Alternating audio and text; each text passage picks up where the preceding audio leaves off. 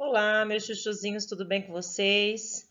Professora Tati aqui para mais uma aula de história, tá? E hoje nós estaremos fazendo a correção de exercícios do livro que eu havia passado para vocês desde a semana anterior. Espero que todos vocês tenham feito, tá? E com muito capricho, como de costume vocês têm feito, né? Vocês são muito caprichosos. Então vamos lá agora. Abra seu livro na página 5. Né, o tema que nós estamos trabalhando é os período totalitários, né, e autoritários, entre fascismo e nazismo. Então, agora nós iremos fazer a correção. Tudo bem? Então, vamos lá. Página 5. Bom, na página 5, né, nós iremos aí afirmar ou colocar como falsa, né, as alternativas aí. Na alternativa A, tá assim, ó. Entre as causas da crise que aconteceu na Europa depois do final da Grande Guerra em 1918 estão a desestruturação das famílias e a perda da parte da população devido às doenças epidêmicas ou combates, né? Isso é natural acontecer, né? Depois de uma grande guerra, vem a desestruturação, né? E entre as famílias, entre muitas doenças, entre muitas mortes também causadas pelos combates, e então a crise econômica, né, acaba aí sendo surgida, certo? Então ela é uma verdadeira, tudo bem? A B. A situação vivenciada pela Europa, especialmente durante a década de 1920, fortaleceu o liberalismo? Claro que não, né? O liberalismo não teve aí uma ação. Na C, em um regime totalitário, o poder fica centralizado no poder executivo? Claro. Que controla as leis e as punições? Certíssima. D de dado. A liberdade de expressão é cerceada em regimes totalitários, podendo ser reprimida com violência? Sim. Quantas vidas, né, foram tiradas a partir do momento delas se expressar, né, de tentar falar algo, se manifestar, né? Muitas vidas aí foram tiradas. Então, a liberdade não existia mesmo. Então, essa é a verdadeira, tá? Página 8.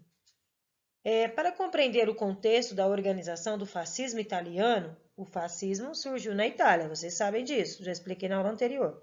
É importante identificar alguns acontecimentos cujo protagonista foi quem? Benito Mussolini. Para isso, relacione as colunas a seguir. Nós temos o número 1 como Marcha sobre Roma, a 2, a Carta del Lavoro, a 3, Questão Romana, o 4, Tratado de Latrão e o 5, Pacto de Aço. Todas essas atitudes aí, todos esses acontecimentos aí, ocorreu durante o governo de Benito Mussolini, certo? Então, vamos lá. Foi a disputa entre a Igreja Católica e o Estado italiano pelas terras pontífices, denominadas Patrimônio de São Pedro. Qual foi? A questão romana, né? A Igreja Católica, lá em Roma. Definiu uma aliança que previa ajuda mútua entre Itália e Alemanha em caso de ameaças feitas por outras nações, além da colaboração para a produção de armamentos. O Pacto de Aço. Esse Pacto de Aço foi quando Benito Mussolini e Adolfo Hitler se uniram, né, e fizeram esse Pacto de Aço, onde se precisasse da ajuda em armamento, qualquer situação, o outro teria que ajudar. Isso vice-versa, tá bom? C. Foi realizada por membros do Partido Nacional Fascista para demonstrar força e apoio popular à ideia de Mussolini como primeiro-ministro, a Marcha sobre Roma. 4. Estabeleceu, 4 não, a D. Estabeleceu a criação do Estado do Vaticano, tornou o catolicismo a religião oficial e terminou a obrigatoriedade do ensino religioso. Qual foi, gente? Tratado de Latrão, né? E estabeleceu os direitos dos trabalhadores italianos e subordinação deles ao Estado. Carta de Lavoro, certo? Faça a correção aí certinha, galera. Página 10. De acordo com o trecho, então lá na página 10, gente, vamos lá. Abra aí seu livro. Na página 10, nós temos, né, esse texto aqui que fala sobre, né, os efeitos da crise de 1929, ocorrida aí nos Estados Unidos, sobre a Alemanha, né? Trouxe aí muitas falências, desemprego, miséria mesmo, vocês já sabem disso. Então, também fala do carisma de Hitler, né? Ele era bem carismático, para depois ele, né, ter uma certa estrutura aí como líder e assim por diante. Tá falando de várias coisas aí. Então, agora nós vamos colocar aí. De acordo com o trecho apresentado e seus estudos, estabeleça a relação entre o Tratado de Versalhes e a situação econômica da Alemanha no início da década de 1920. Então, o Tratado de Versalhes, ele fez o quê? Ele impôs severas cláusulas à Alemanha, proibindo, né, dando proibição aí à fabricação de armamentos pesados, o que gerou desemprego. Por quê? Porque as fábricas de armamento, várias delas, né, diminuiu o trabalho, então teve que mandar as pessoas embora. Desemprego, houve também uma diminuição de território, o pagamento de uma grande indenização aos países vencedores. Então, dessa forma, a crise aumentou e levou o país ao colapso econômico, tá? Página 17, gente. Vamos lá, na página 17, abra aí seu livro. Eu estou acompanhando junto com vocês, tá? Então, acompanha aí também. Na página 17, nós temos aí, né, uma obra de arte de Picasso, e está dizendo assim, ó. O que pensa que é um artista? Um idiota? Que só tem olhos quando pintor? Só ouvidos quando músico? Ou apenas uma lira para todos os estados da alma? Quando poeta? Ou só músculos quando lavrador? Pelo contrário, ele é simultaneamente um ente político que vive constantemente com a consciência dos acontecimentos mundiais destruidores, ardentes ou alegre e que se forma completamente segundo a imagem destes. Como seria possível não ter interesse pelos outros homens e afastar-se numa indiferença de marfim, de uma vida que se nos apresentam tão rica? Não, a pintura não foi inventada para decorar casas. Ela é uma arma de ataque e defesa contra o inimigo. Com base nessa imagem, na citação de Picasso e em seus estudos, responda as questões. Bom, quais imagens você consegue identificar na obra Guernica? Quais são essas imagens, né? Nós vemos aí a mãe que chora com seu filho morto nos braços, né? O cavalo ofegante derrotado, as luzes das bombas, a flor que nasce da mão de uma mão sem vida, olha lá, de uma mão sem vida, os corpos esquartejados e as pessoas mortas no chão. Isso está representando aí, né, como que estava vivendo as pessoas em tempos de ataques aí. 2. A disposição dos elementos foi intencional? Isto é, ela transmite alguma ideia? Sim, né? A forma como esse protagonista está organizando aí, ele transmite o quê? Né? Ao observador o próprio caos da guerra, uma situação de desordem, né? Não apenas da vida exterior, mas a mente, a perspectiva de mundo de pessoas que vivenciaram, né, o conflito armado que teve. Tudo bem? Na página 18, vai lá para a página 18. Terceira pergunta. Quais sentimentos essa obra desperta em você? Mas por que também, tá? É uma resposta pessoal. Né? É um sentimento de guerra. A gente tem que ter um sentimento de, né, uma mentalidade assim, bem... onde a pessoa demonstra o quê? As pessoas estão exaustas de toda aquela miséria, daquela falta de compaixão, onde um mata o outro sem ter compaixão, né? Onde, né, as pessoas estão exaustas fisicamente, né, e mentalmente. Isso é o que gera a guerra sobre a vida das pessoas, tá?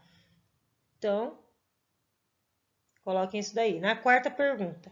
De acordo com o texto do Pablo Picasso, qual é o papel de um artista na sociedade e qual é a função de sua arte? Né?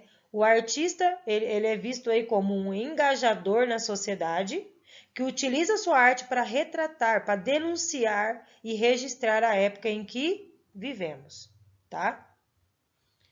O que já conquistei. Vamos lá. Retome a leitura. sobre a Itália após a Grande Guerra e responda as questões a seguir. Na A, qual que era, gente? Qual que era a situação social e econômica do país? De grave crise social e econômica, né? Marcada pelo desemprego, pelas greves, pelas invasões de terra, né? Pelo endividamento externo, tudo isso daí. A B, quais são as características do fascismo italiano? Nacionalismo exacerbado, uma negação das condições sociais, um repúdio ao socialismo, tá? Podem colocar isso aí. Uma apologia da propriedade privada e dos valores religiosos, exaltação carismática do líder. Lembra daquela questão que eu falei, né? Ele exalava todo aquele carisma, né? Carisma, porém, para dar o pedala Robinha aí, depois. Certo, gente? Os preços começaram a aumentar também, no mandato de Benito Mussolini, os preços das mercadorias, isso trouxe uma certa insatisfação popular. Questão número 2. Sobre a Alemanha após a Grande Guerra, responda as questões a seguir. A. Qual era a situação social e econômica do país? Bom, assim como lá na Itália, a Alemanha também apresentava um quadro de grave crise econômica, de desemprego, de miséria, né? Ou seja, e também uma instabilidade política. Instabilidade política, tá? B. Como Hitler chegou ao poder? Hitler chegou ao poder, né? Quando aí havia-se uma certa instabilidade política da Alemanha, né? Nesse período. E aí, o que acontece? Hitler pegou e ele concorreu aí à presidência da República, foi derrotado pelo Marechal Paul, né, Hindenburgo, e com tudo isso daí, ele passou a liderar, a comandar o partido nazista, tá? Ele foi elegido aí com a segunda maior bancada do parlamento alemão, beleza? E ele aí tá perguntando na C, qual que era a ideologia de Hitler? Qual que era a ideia? Como era caracterizada, né? Bom, um extremo nacionalista, ele tinha um certo incentivo aí à guerra, tá? Aí vem o antissemitismo e culto ao líder, ou seja, ele queria ser considerado como Deus, né? Então, por isso que ele odiava os judeus, por isso que ele tinha um certo repúdio sobre os judeus, tudo bem? Porque ele que queria ser o máximo, o poderoso ali, tá? Então, por isso que o antissemitismo era praticado, era característica aí do Hitler, beleza? Página 19. Como era feita a propaganda nazista? Assim como lá no Benito Mussolini, Hitler também teve as mesmas proporções aí, tá? A propaganda era responsável por toda a consolidação, né, do nazismo na Alemanha, utilizando aí o rádio, o cinema, né? Também havia-se grandes paradas militares, onde eles faziam os comícios públicos, né? Era uma forma aí de implantar a ideologia nazista, tudo bem? E ai daquela empresa, né, daquela imprensa, se fosse contra a ideologia do governo de Hitler ou de Benito Mussolini. Era, já sabe, né? Vamos lá. Terceira pergunta, temos aí, né, o caça-palavra, e você teria que encontrar 6 expressões sobre o governo de Salazar. Salazar foi o governo lá de Portugal, tá? Bom, nós temos aí, o governo de Salazar, ele foi o quê? Ele foi marcado por políticas econômicas que favoreciam a burguesia, pela perseguição nos grupos de esquerda, tudo bem? Então, nós vamos colocar esquerda, tem aqui, ó, tem aqui, né, a palavra esquerda, depois aqui a burguesia, né, que sempre é privilegiada, liberdade, polícia política, Constituição e aqui embaixo fica censura, tá? A censura. Tudo bem? Vamos para a próxima. Quarta pergunta. A Guerra Civil Espanhola, embora restrita ao território espanhol, pode ser considerada um conflito de caráter internacional? Sim. Por quê? Porque a Guerra Civil Espanhola, ela retratou uma oposição que havia nas primeiras décadas do século XX entre o socialismo e o fascismo, tá? Por isso que é considerada aí de caráter internacional. Tudo bem? Bom, gente, espero que vocês façam aí a correção com muito capricho, tá? Ó, tô com muita saudade do... Oh, peraí. Com muita saudade dos meus chuchuzinhos, tá? Ainda não sei fazer certinho assim. Aí, um beijinho no coração de cada um. Amo vocês. Beijos.